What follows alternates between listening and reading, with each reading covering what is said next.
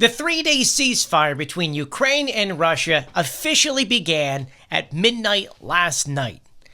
And you're probably saying, did it actually happen? Well, midnight came and, no, it didn't happen.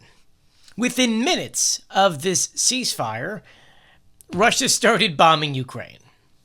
Now, I do have to say, there were no drones and no ballistic missiles, but for some reason, Russia decided to amp up its shelling of different regions. So let's back up for a second here. For those who don't know, a week and a half ago, Putin announced that he wanted to do a 3-day ceasefire starting at the midnight on the 8th through the 11th so that he could do his victory parade. Or as he said originally, was to test Ukraine's readiness for peace. Even though, remember, Ukraine had already agreed to 4 separate ceasefires and Russia just kind of pulled out of all of them saying no. When Putin announces 3-day one, Zelensky says, well, why don't we do 30 days starting today? Putin says no. So Ukraine goes, well, we're not going to do that. That doesn't make any sense. You just want to have this ceasefire so that you can look good for world leaders who are deciding to show up, including people from China and other countries. And so the Kremlin just kept on saying over and over again, we're doing this 3-day, we're doing this 3-day, to the point to where even last night, heading into the evening, they put out their own announcement saying that we're moving forward with this ceasefire. Now, look, when it comes to the other ceasefire, the 30-hour one over Easter, a lot of people said, there probably wasn't enough time to let people know at the front lines that there was a ceasefire and that everyone needed to stop doing certain things. And if you want to make that argument, fine, whatever, you can make that argument if you want. This one was announced so far in advance, and yet Russians on the front lines are actively fighting as though there is no ceasefire. It's never been mentioned to them. They have no idea what you're talking about. And the reason why I know this isn't from Ukrainian reports, which, by the way, Ukrainian report says that Russia has violated over 700 times. The reason why I know this is because of the Russian Telegram channels that I follow, the military bloggers who are giving us up-to-the-hour updates about attacks that they're doing across of Pokrovsk and other areas in which they're inside of Russia trying to repel Ukrainians, inside of Donetsk in which they're trying to take more land. This isn't coming from the Ukrainian side. It's coming from the Russian sides who are uploading up-to-the-minute drone videos showcasing them attacking Ukrainians and different positions they're going into and what they're doing that day.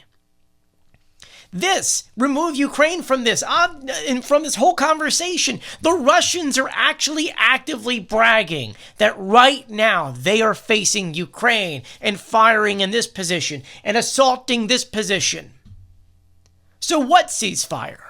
There is no ceasefire. And if you say, well, it's because Ukraine never agreed to it, it doesn't matter. Russia said going into the evening that they were abiding by it.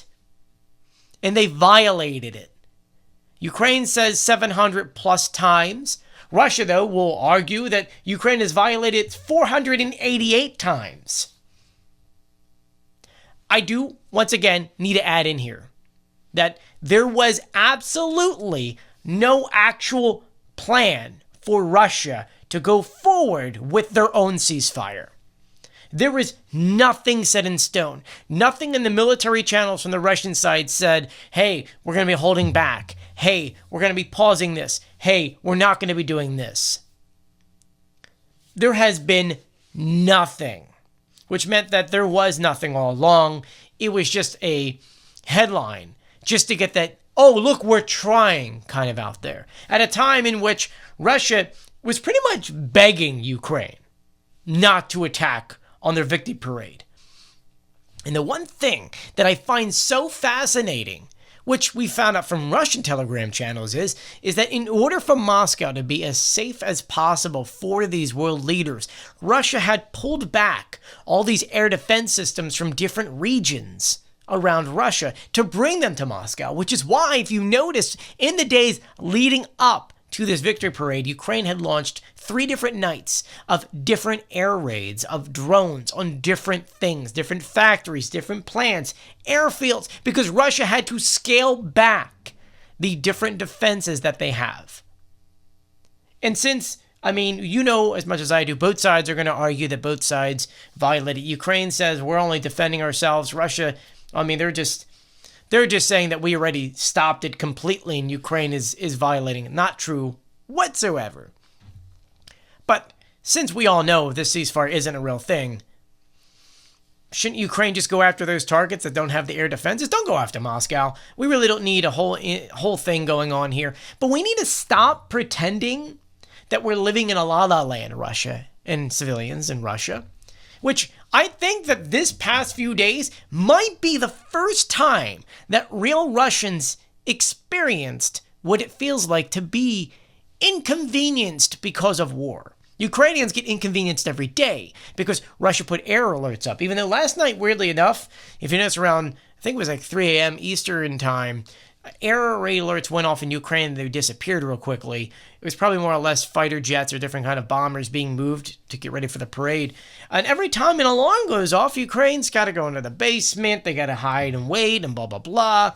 And Russians never really experienced that until a few days ago. Because when Ukraine sent those drones in there, those airports around Moscow and a couple other ones had to stop operations, which left thousands and thousands of people stranded in airports. And Russians had taken to social media about their frustrations about these drones in the sky, and now their plans have been pushed or canceled. And it was like, oh, you're upset that your travel plans, your flying plans, your flight plans are being disrupted because of Ukrainian drones. This is the first time you're actually seeing Russians be inconvenienced because of war. And my point in all this is that Russians haven't felt inconvenience yet. It's been 3 years.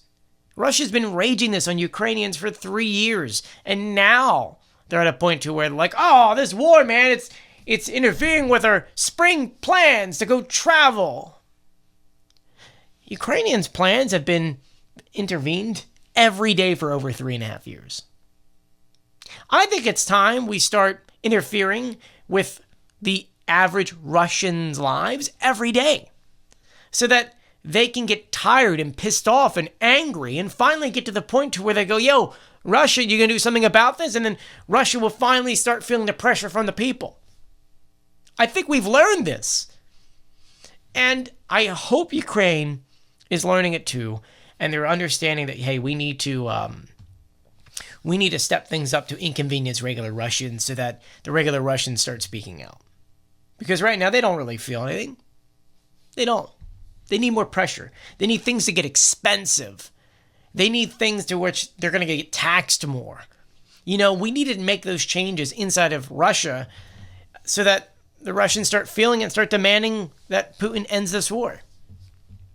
That's just my thought. That being said, there is no ceasefire. Bombardments are still taking place. I've seen pictures and videos from Sumy, from different front lines, not from Zaporizhia. I think things in Kherson and Zaporizhia may have been a little bit quieter, but outside of that, it's still going ham as though it's just another day of war. It's just there wasn't a nightly attack. The grand question is, it's now, 8 p.m.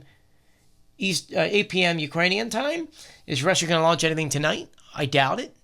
But, you know, we'll see what happens. I don't think Ukraine's going to launch anything into Russia either, at least from what I'm seeing. Although, I could be wrong. Let me know what you think about all of this in the comment section below. If you haven't done so yet, please subscribe, turn on notifications, and give this video a thumbs up. Stay safe, everyone. I'll see you later. Bye.